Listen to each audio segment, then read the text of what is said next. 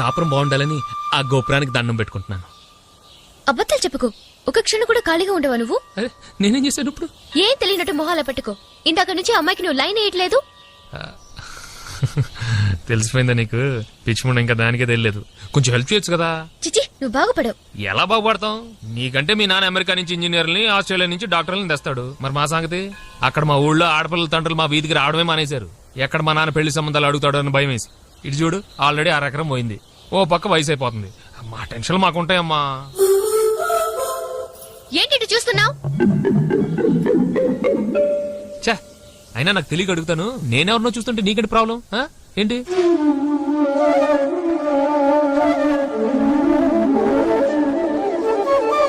నువ్వంటే నాకు ఇష్టం.